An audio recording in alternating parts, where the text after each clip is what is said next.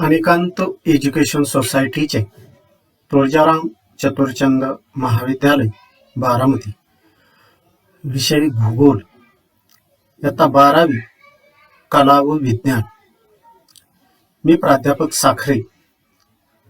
आज मी आपणाला 5व्या टॉपिक मधील द्वितीयक व्यवसाय यामध्ये उद्योगांचे वर्गीकरण यातील शेवटच्या टप्प्याविषयी चर्चा करणार आहे। मागील भागामध्ये आपण उद्योगांच्या वर्गीकरणामध्ये एकूण 4 भागांचा समावेश झालेला दिसून येतो।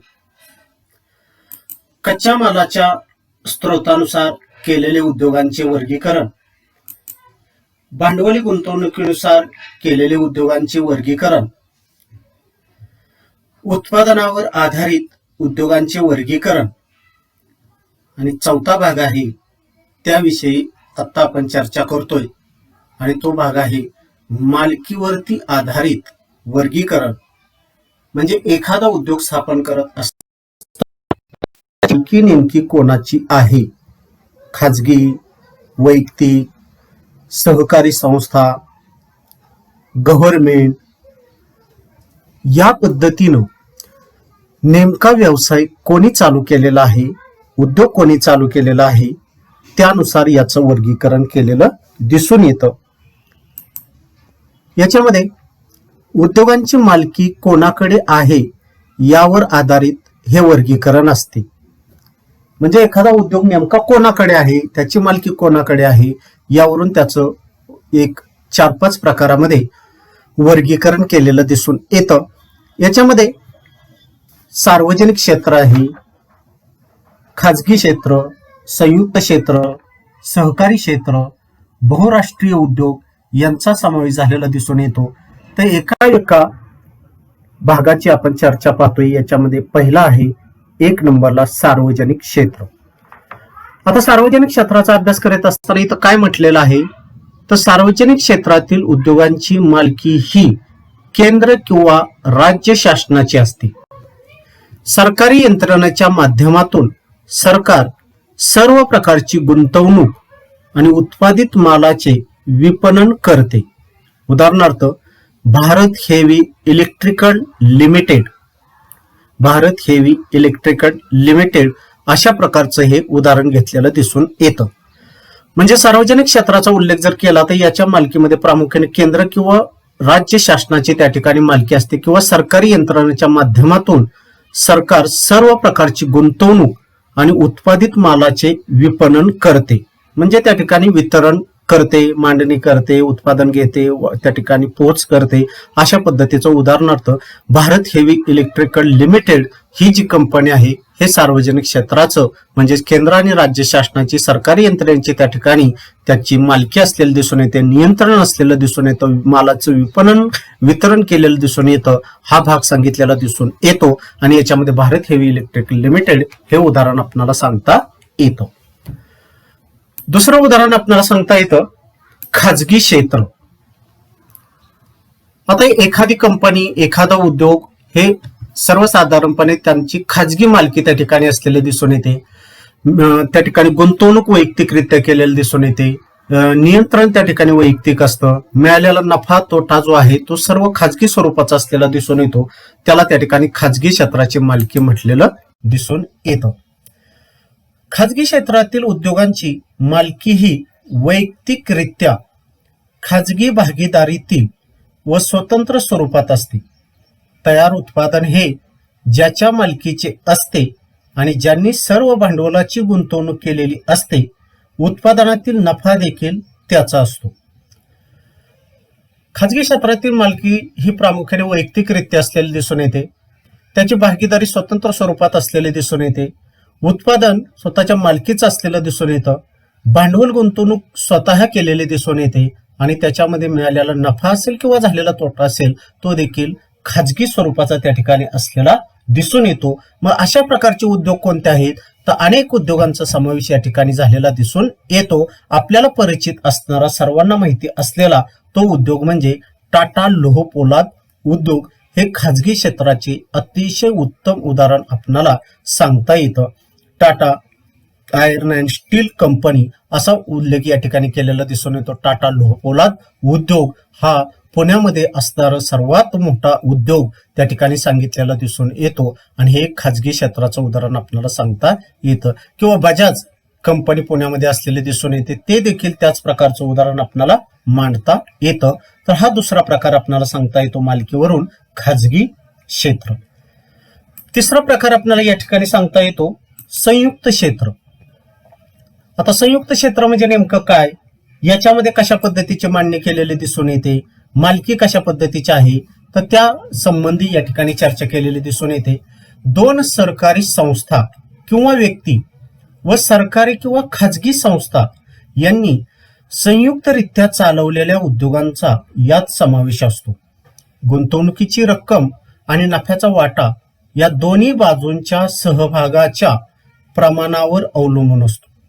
म्हणजे दोन सरकारी संस्था किंवा व्यक्ती किंवा सरकारी किंवा खाजगी संस्था यांनी संयुक्तरित्या हा उद्योग त्या ठिकाणी चालवलेला दिसून येतो. गुंतवणूक त्या ठिकाणी रक्कम त्या ठिकाणी असलेली दिसून येते. नफ्याचा वाटा देखील सर्व बाजूंच्या सहभागावरती अवलंबून असलेला दिसून येतो. मग अशा प्रकारचे नेमके कोणते उद्योग आहेत, तर त्याच्यामध्ये एक उत्तम उदाहरण आपल्याला घेता येतं. महाराष्ट्र नॅचरल गॅस लिमिटेड हे उदाहरण आपल्याला सांगता येतं. महाराष्ट्र नॅचरल गॅस लिमिटेड आणि अशा प्रकारचे जे उद्योग आहेत ते सरकारी संस्था, दोन सरकारी संस्था आलेले दिसून येतात. सरकारी खाजगी संस्था एकत्रित संयुक्तरित्या हे उद्योग त्या ठिकाणी चालवत असलेले दिसून येतात. गुंतवणूक त्याच पद्धतीने केलेली दिसून येते आणि नफा त्या सर्व बाजूंच्या सहभागाच्या प्रमाणावर अवलंबून असलेला दिसून येतो. आणि हे याचं उत्तम उदाहरण सांगता येतं Maharashtra natural gas limited. Maharashtra natural gas limited हे तिसरं क्षेत्र आपल्याला मालकीवरून मांडता येतं. चौथा प्रकार या ठिकाणी आपल्याला सांगता येतो ते म्हणजे सहकारी क्षेत्र. आता सहकारी क्षेत्राचा उल्लेख केला तर बऱ्याचशा वेळेला आपल्याला अनेक असे कंपन्या, असे अनेक उद्योगधंदे त्या ठिकाणी त्याच्या पुढे हा शब्द आलेला दिसून येतो. उदाहरणार्थ काय, तर साखर कारखान्याचा उल्लेख केला तर आपल्या आसपासची उदाहरणं पहा. श्री छत्रपती सहकारी साखर कारखाना, त्याच्यामध्ये हा शब्द येतोय. इथं माळेगावचं घेतला, माळेगाव सहकारी साखर कारखाना. सोमेश्वरचं उदाहरण घेतलं, सोमेश्वर सहकारी साखर कारखाना. म्हणजे साखर कारखाने असतील, सूतगिरणी असतील, तर अशा प्रकारचे जे उद्योग आहेत ते सहकारी तत्वावरती अनेक प्रकारचे शेअर्स जमा केले जातात. साखर कारखान्याचा उल्लेख केला तर शेतकऱ्यांना शेअर्स दिले जातात आणि त्यांच्याकडून काही रक्कम जमा करून असे कारखाने उभा केलेले दिसून येतात. त्याला सहकारी क्षेत्र असं म्हणतात. पहा, हा उद्योग अनेकांच्या गटाने मिळून उभारलेल्या रकमेद्वारे सहकारी तत्वावर चालवला जातो. सहकारी संस्थेच्या सर्व सदस्यांमध्ये उद्योगात झालेला नफा आणि तोटा विभागला जातो. दुग्ध उत्पादन, साखर उद्योग, वस्त्र उद्योग इत्यादी सहकारी क्षेत्रात मोडतात. म्हणजेच प्रामुख्यानं हा उद्योगधंदा स्थापन करत असताना सहकारी तत्वावरती असलेला दिसून येतो. अनेक लोकांचा गट एकत्र आलेला दिसून येतो, सहकारी संस्था एकत्र आलेल्या दिसून येतात, त्याचे सदस्य एकत्र आलेले दिसून येतात आणि त्या पद्धतीने हा उद्योग उभारून त्याच्यामध्ये झालेला नफा आणि तोटा हा वितरित समान टप्प्यामध्ये त्या ठिकाणी विभागलेला दिसून येतो. दुग्ध उत्पादनाचा उल्लेख केला तर आपल्या बारामतीमध्ये असणारी डायनॅमिक्स कंपनी, त्याचबरोबर साखर उद्योगाचा उल्लेख केला तर आत्ताच आपण श्री छत्रपती सहकारी साखर कारखाना, माळेगाव सहकारी साखर कारखाना, त्याचबरोबर सोमेश्वर सहकारी साखर कारखाना यांचा समावेश झालेला दिसून येतो. वस्त्र उद्योगाचा उल्लेख जर केला तर मुंबई असेल किंवा कोल्हापूर असेल, इचलकरंजी असेल, इथं अनेक प्रकारचे वस्त्र उद्योग त्या ठिकाणी असलेले दिसून येतात आणि यांचा समावेश या सहकारी क्षेत्रामध्ये त्या ठिकाणी झालेला दिसून येतो. या ठिकाणी असे देखील प्रश्न विचारले जाऊ शकतात की सहकारी साखर कारखाना किंवा वस्त्रोद्योग, दुग्ध उत्पादन हे कोणत्या प्रकारचे मालकीवरती आधारित व्यवसाय आहे, तर त्या ठिकाणी सहकारी क्षेत्र हा भाग त्या ठिकाणी लक्षात घेणं गरजेचं आहे. पाचवा प्रकार आपल्याला या ठिकाणी अजून एक उदाहरण आपल्याला सांगता येतं आणि ते उदाहरण म्हणजे अमूल. या ठिकाणी आपण अमूलचं दही असेल, अमूलचं त्या ठिकाणी दूध असेल, अमूल श्रीखंड असेल, आम्रखंड असेल, ताक असेल, अमूलचे जे सर्व प्रॉडक्ट्स आपण त्या ठिकाणी बाजारपेठेमध्ये त्या ठिकाणी पाहतो, तर ती कंपनी देखील या ठिकाणी आपल्याला सहकारी तत्वावरती चाललेली दिसून येते. म्हणजे हे एक उत्तम उदाहरण आपल्याला सहकारी क्षेत्राचं त्या ठिकाणी मांडलेलं दिसून येतं. यानंतर पाचवा त्या ठिकाणी टप्पा शेवटचा आपल्याला सांगता येतो तो म्हणजे बहुराष्ट्रीय उद्योग. आता बहुराष्ट्रीय उद्योगांचा उल्लेख केला तर याच्यामध्ये थोडस व्यापक पण असलेलं दिसून येतं. या प्रकारच्या उद्योगांचा समावेश हा प्रामुख्यानं इतर देशांचा समावेश देखील त्याच्यामध्ये असलेला दिसून येतो किंवा इतर देशातील उद्योगधंदे आपल्या भागातील काही उद्योगधंदे इतर देशामध्ये त्याचा हा समावेश असलेला दिसून येतो, म्हणून याला म्हटलेलं आहे बहुराष्ट्रीय उद्योग. काय म्हटलेलं आहे पहा, खाजगी किंवा सार्वजनिक उद्योगांचे क्षेत्र जेव्हा एका देशापुरते मर्यादित न राहता अनेक देशामध्ये विस्तारते तेव्हा अशा उद्योगांना बहुराष्ट्रीय उद्योग म्हणतात.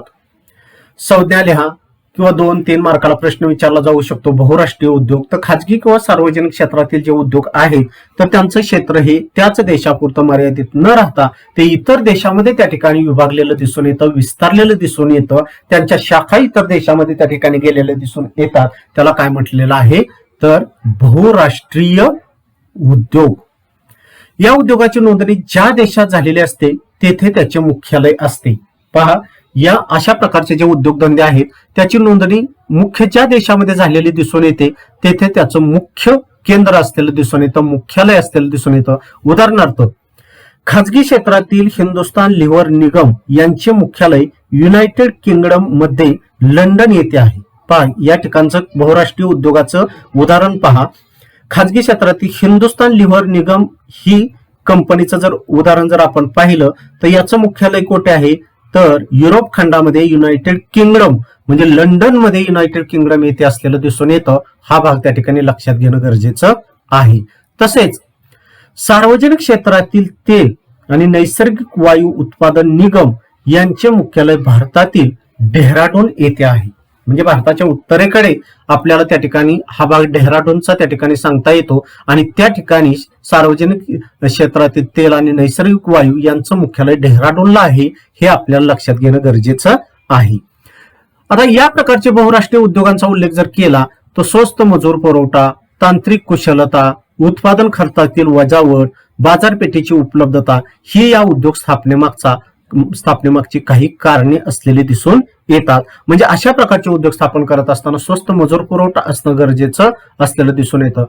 तांत्रिक कुशलता त्या ठिकाणी असणं गरजेचं आहे. उत्पादन खर्चातील वजावट म्हणजे त्या ठिकाणी तयार झालेला माल त्या ठिकाणी होणारा खर्च याची वजावट करता बाजारपेठेची उपलब्धता जवळ आहे का, त्या ठिकाणी चांगल्या प्रकारची बाजारपेठ उपलब्ध आहे का, हा या उद्योग स्थापनेमागचा उद्देश असलेला दिसून येतो किंवा कारण देखील त्या ठिकाणी असलेली दिसून येतात. अशा पद्धतीनं तो मुख्य देशामध्ये त्या ठिकाणी न राहता इतर देशामध्ये त्याच्या शाखा प्रस्थापित झालेल्या दिसून येतात.